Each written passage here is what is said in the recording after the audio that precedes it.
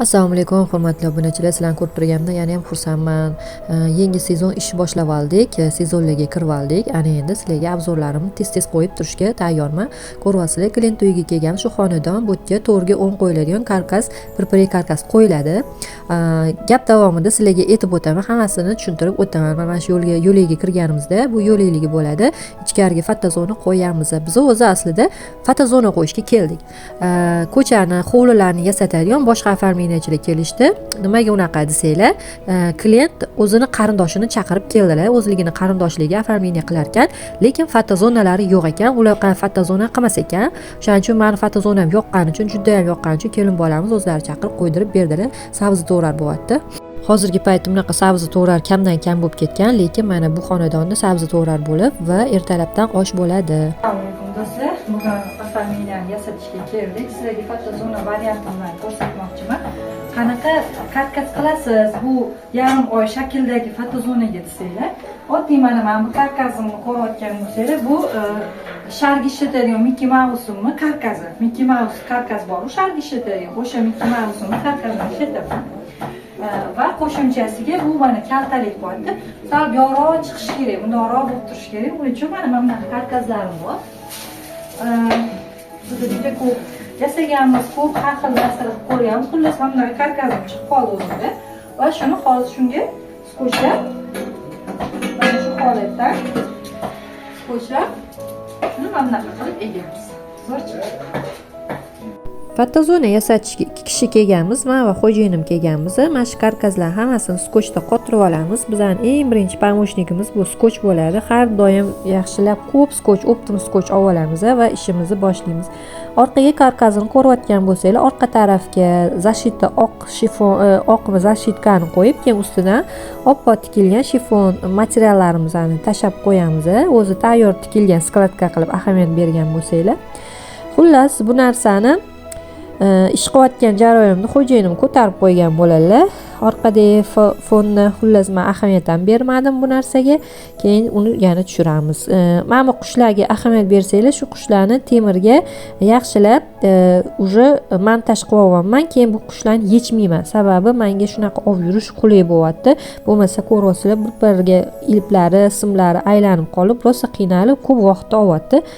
Ish jarayonida ko'rsanglar aytib o'taman. Voy, ko'tarib yuboribsiz-ku, tushirish kerak buni, vohli ko'tarib yuboribsiz. O'zi aytding-ku. Shunday, buni qoqish kerak yo'q. Muammo. Qaranglar.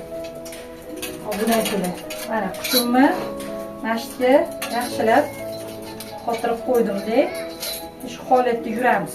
Olib yurmayman. Hamma yoqqa shunaqa variantda yasab, to'g'ri yasab qo'ygan yaxshi-da. Mana shunaqa holatda ko'tarib yuraman. Vaqt olmaydi-da. Shunday qo'yib ketaveramiz. Layfqa sizlarga shu yasab qo'ysanglar, vaqtinglar olmaydi. Shunaqa qilib. Men bilishni yonmayapti, men o'qitadi beparvo. Bundan tashqari endi nima deb qotiramiz? Bo'ylash kerak. Adasar qonma seplerda anaqa. Yanaqaga qoqib qo'yardiz. Qoqib qo'yardiz taxtaga. Arqon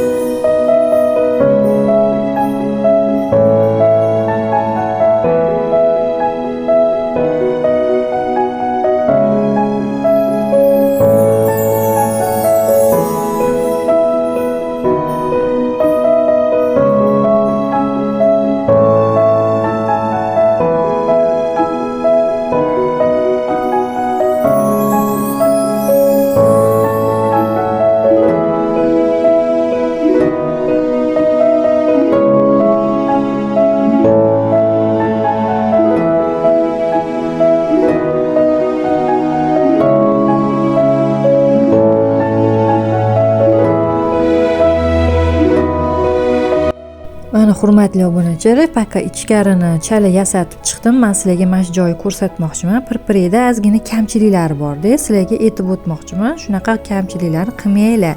Mana ko'ryapsizlar, hozir yasab olishgan, karkaslarni, materiallarni hammasini qo'yib olishgan, lekin ikki qator qilib qoqib chiqishgan. Ko'ryapsizlar, mana ikki qator qilingan bu yerda. Bitta tarafi zigzag qilingan, nariga ikkinchi o'ng tarafi ham zigzag qoqilgan, o'rtasidan bitta tortib qo'yilgan. Bu juda ham kam hisoblanadi, keyin chiroyli ko'rinmaydi. Ko'rayotgan bo'lsangiz, mana zigzagga ham katta ochib qoqishganda, bu chiroyli chiqmaydi. Bundan iloji bo'lsa 3 qator yoki 4 qator zigzagga maydaroq qilib qoqsanglar rosa chiroyli chiqadi. Etaklari to'lib turadi. Mana bunaqa to'rtburchak bo'lib, katta bo'lib ochilib qolmaydi, ko'ryapsizlar? Mana bu yerda ochilib qolgan. Mana bu yerda ochilib qolgan, katta ekonom qilish uchun, vaqtdan yutish uchun shunaqa qilib qoqib tashlashgan. To'g'risini desam, bu uncha chiroyli chiqmaydi. Mana shunaqa zigzag qilib qoqsa, maydaroq qilib qoqsa chiroyli chiqadi. Shamollarni ko'ryapsizlar, qanaqa qimillab turibdi. Xullas, bu men bu yerda ishim yo'q, nosli uchun, kontakt uchun oldim. Chiroyli montaj qilib sizlarga tushuntirish uchun syomkani ko'ryapsizlar. Avvama atirgulli ilingan, atirgulliga qo'shimcha, yana qo'shimcha gulla ilishga oldi taraf juda chiroyli chiqadi. Qo'shimcha gulla ilsanglar. Meni stilimda sal boshqacha gul ishlataman. Bular lekin atirgulga karon bargli gullarni ishlatishgan va o'shani aralash qilib, kombo sifatida aralashtirib, o'shani yasatib qo'yishyapti. Bu ularning xohishiga qarab bo'ladi. O'zligini dizayniga, o'zini vibriga qarab. Xullas, hammani o'zini stili bor, yasatish stili bor, o'zini terib qo'ygan narsasi bor. Xullas, mana bu qilib qo'ygan ishimizni ko'ryapsizlar. Montaj jarayonini tugatganimizdan keyin ikkita stoyka bonusga qo'yib berdim.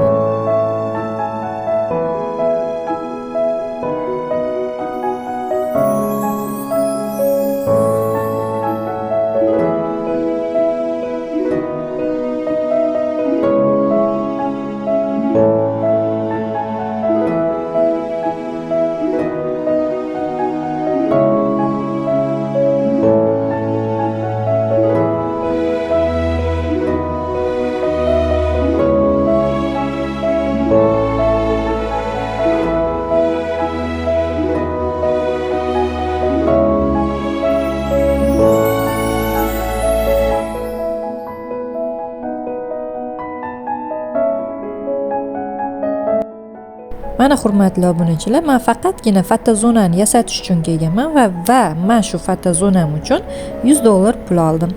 Sizlarga ham shunaqa afalmeni xizmatlari kerak bo'lsa, bemalol Nazili Dekorga aloqaga chiqishingiz mumkin.